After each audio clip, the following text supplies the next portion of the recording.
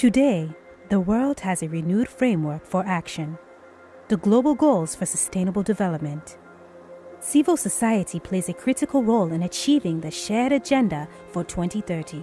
Every day, these local organizations deliver tailored solutions with compassion, commitment, and expertise within extremely challenging environments. And yet, many of these same organizations do not have access to the resources they need to thrive. At Philanthropy University, nonprofit leaders enroll in free online courses in areas such as fundraising, management, and accelerating social impact.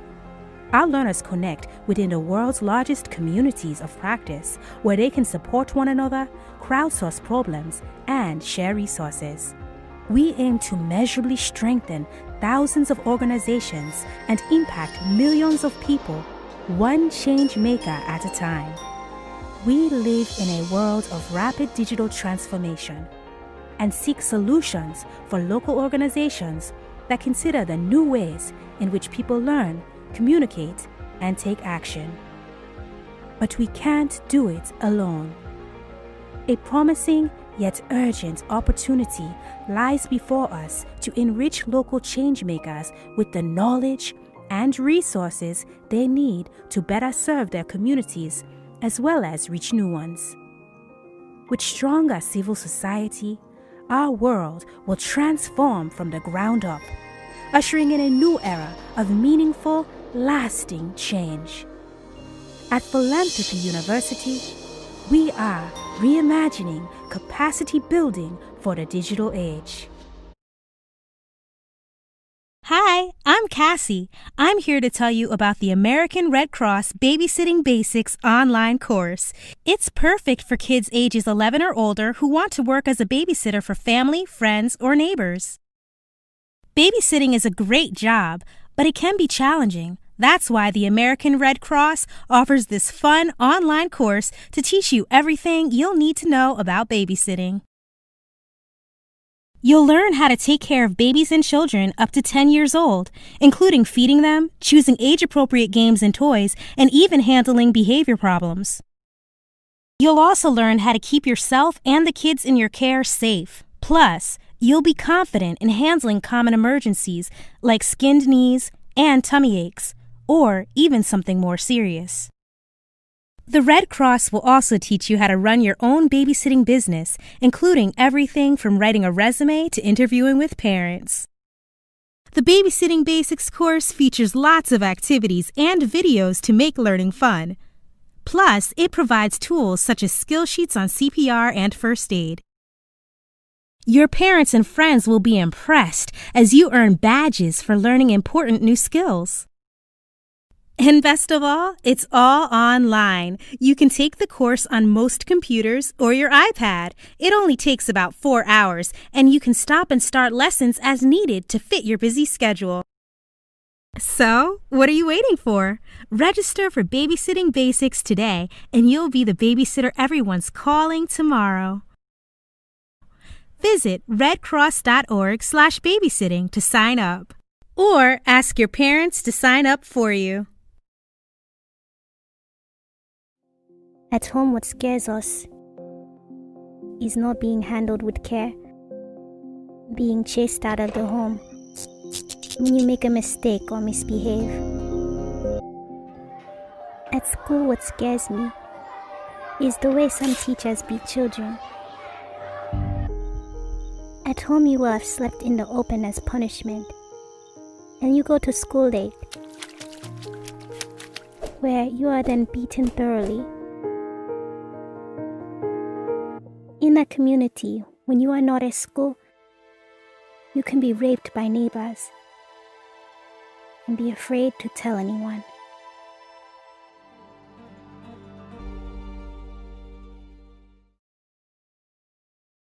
Tackling goals, big and small, can be a challenge for all of us. But setting goals and pursuing them is important to get to where you want to go. Sometimes, a goal can be daunting, seeming too tough to tackle. That's when your self-efficacy matters most. Self-efficacy is the belief in your own ability to succeed in achieving a goal. Having the confidence to know you can do whatever you set your mind to by managing how you think, feel, and behave. Having high self-efficacy helps you get your thoughts, feelings, and emotions under control, have better grades, and set higher goals in school, making you feel good all around. And when you feel good about a goal, you're more likely to give it your best effort. There are 5 ways that can help you develop your self-efficacy. By recalling times when you have succeeded in the past through your own hard work and strengths. For example, remembering the last time you earned an A on a difficult test by asking others for help and studying hard can help you feel more confident when you're up against the next one. Pulling from your own experiences of success has the strongest influence on your self-efficacy. When you see how others like you are successful at achieving a goal, it also makes you feel more capable of your own success. It's like when you watched your friend train for a big race and win, and it made you feel better about your own ability to win at your next big race. Helpful feedback and coaching from others can also help your self-efficacy grow stronger. When someone you trust encourages you by reminding you of your own strengths and abilities, it can help you overcome your own self-doubt, like when your teacher coaches you through solving a complicated math problem. Sometimes, it can be helpful to imagine yourself accomplishing a task. The images you see in your mind can be inspired by any of the things I just mentioned, like imagining solving the math problem before you even start trying or celebrating at the finish line before the race. Finally, learning how to read your body and emotions can also help you feel more ready to step up to the plate. We all get nervous when we have to do something challenging, but when we read those feelings and emotions in a positive way, such as feeling excited instead of anxious, it helps us think about the situation in a completely different way. Having positive emotions and moods builds your self-efficacy, making you feel more optimistic about what's up ahead. The more you become skilled at using these experiences and influences, the more self-efficacy you will build in pursuit of future similar endeavors. It doesn't mean it'll be easy. It just means that you believe you can make it happen. Having a high sense of self-efficacy can help increase your sense of agency, self-regulation, growth mindset, and perseverance, making you more likely to set and stick to challenging goals, motivating you to work hard and succeed, and giving you the courage to try new things. Those around you can help you by giving you good feedback, reminding you of your strengths and abilities, and helping you bounce back from setbacks. And when you do this for others, you can help build their self-efficacy too. So, next time you're taking on a new challenge, remember that believing in yourself is the first step in taking you to new heights. I'm a law school graduate. Like me, huge numbers of graduates were bitten by the public service bug during law school. But we began to realize there just aren't enough opportunities for full-time public interest work. Among the best of those opportunities are the Equal Justice Works Fellowships. Since 1992, Equal Justice Works has supported more than 1,000 attorneys through its postgraduate fellowship program, the largest such program in the nation. Supported by leading law firms, Fortune 500 companies, and organizations such as AmeriCorps. These fellowships gave me and so many other young lawyers hands-on, real-world experiences working on the social issues to which we were committed. My fellowship focused on veterans' rights. Others did great work in areas such as home foreclosures, disaster relief, and child advocacy. These fellowships have had a lasting impact. Like me, more than 80% of Equal Justice Works former fellows are working full-time in public interest law. Transparency International presents the Corruption Perceptions Index 2019.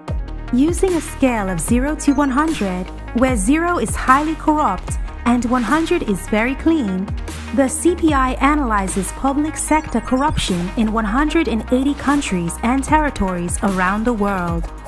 The top countries are New Zealand and Denmark, while the bottom countries are Somalia, South Sudan, and Syria. However, when it comes to improving on corruption, the majority of countries are stagnating. Our analysis shows how the stream of big money in politics is linked to higher rates of corruption. In fact, low CPI scores are also associated with higher concentrations of power among the rich, while poorer citizens have little to no political influence. But even countries with high CPI scores aren't free of corruption. Multiple scandals show that transnational corruption is often facilitated by countries at the top of the index, countries where the proceeds of corruption are stashed. To prevent corruption and ensure that politicians and institutions always act in the public interest, governments must meaningfully engage citizens in decision-making processes. Help us spread the word.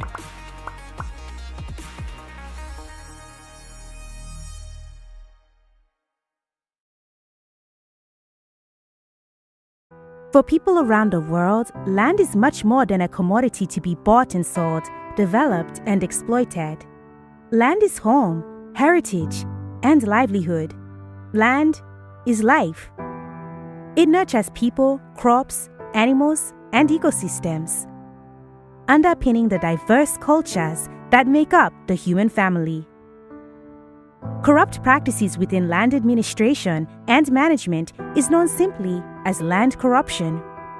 Across the globe, land corruption affects 1 in every 5 citizens. If a citizen is asked to pay bribes during the land administration processes, it is land corruption. Where women are sexually extorted in exchange for a land title, it is land corruption. If a customary practice denies land rights to women and young people, it is land corruption. When a community is excluded from participating in land deals that impact them, when urban planning is unaccountable and land speculation can take place, when people are evicted from their land and unfairly compensated for their losses, it is land corruption. Land corruption facilitates land grabbing by investors, governments, and powerful citizens. Land corruption gives rise to conflicts. Land corruption fuels poverty, increases inequality, undermines women's rights, and impedes progress towards the Sustainable Development Goals. It deprives people of their homes, their heritage, and their livelihoods. Recognizing the role of land corruption in eroding land rights and undermining sustainable development is a vital first step toward protecting people, cultures, economies, and critical ecosystems around the world. Join our fight against land corruption and share. The Caribbean is a wondrous region with diverse cultures, stunning nature, and vibrant people. However, it is also a place that is threatened by tropical storms and hurricanes. While we can never know when the next storm will hit or how strong it will become, we do know what kind of effects it can have. Power and water systems can be out for weeks, roads and bridges can become unusable, and your farm, boat, or business could be completely destroyed. It is our responsibility to take the necessary 4 steps to prepare our homes, businesses, and families for these dangerous storms. The first step is to buy supplies like food, water, batteries, a flashlight, a radio, and a first aid kit, and store them in waterproof containers. The second step is to secure your roof, windows, and other belongings to ensure that they don't get damaged. The third step is to make a plan with your family on where you will go if a hurricane comes your way. Your nearest shelter will be a good option. The fourth step is to attend trainings to learn more on how you can better prepare and protect your specific business and home. Even when we prepare ourselves, some amount of risk still remains. For this reason, The Livelihood Protection Policy, also known as the LPP, was created to give you the option to insure yourself against extreme rainfall and wind speed.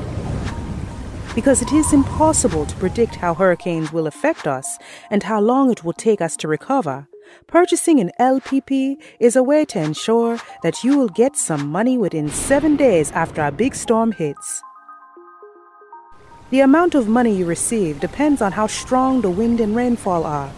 For example, if a mild storm hits your area, a small payout would be sent directly to your bank account, while if a severe storm hits you, you would receive a larger payout.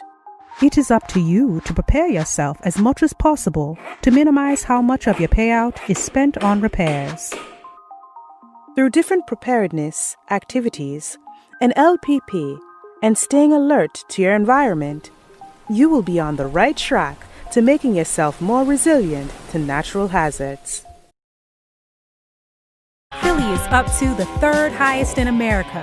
38% of Philly residents under 35 are college graduates. Staying in Philly ups your prospects. Corruption seriously harms the environment and is a major driver of the climate crisis. It often remains hidden, but most environmental crimes happen because corruption enables them. Whether it's politicians creating policies and laws under the influence of fossil fuel companies, forests and biodiversity lost to illegal logging and shell companies used to launder the proceeds, or failed and faulty infrastructure projects like coastal defenses or emergency shelters awarded to those with ties to the government.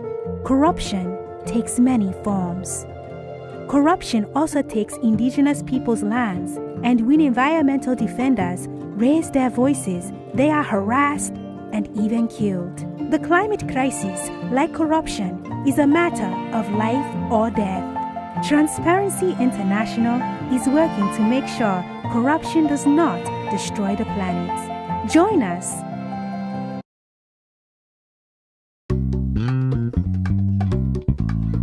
Meet Sam. Sam struggles to climb a flight of stairs. He gets winded walking a mile. In gym class, forget about it. Then we have Tracy. She can bound up the stairs, go for a run, and do physical activities with her friends with ease. In fact, she's bursting with energy. Sam feels exhausted most of the time. He never feels like he has enough energy to get through the day. And his self-confidence, not so great. On the other hand, Tracy is generally pretty happy. She feels great about herself. She has positive body image and high self-esteem. Not only that, but she has a much lower risk of serious health problems like diabetes and heart disease. Which one of these teens would you rather be? That's a no-brainer, right? But let's take a closer look. The only thing separating these two is physical fitness. Physical fitness is a huge part of overall health. When you're fit, you'll feel better, have more energy, and be able to maintain a healthy weight. You'll even sleep better and your emotional health will improve. But maybe you're wondering, what exactly does it mean to be fit? Let's take a look at the 5 essential elements of fitness.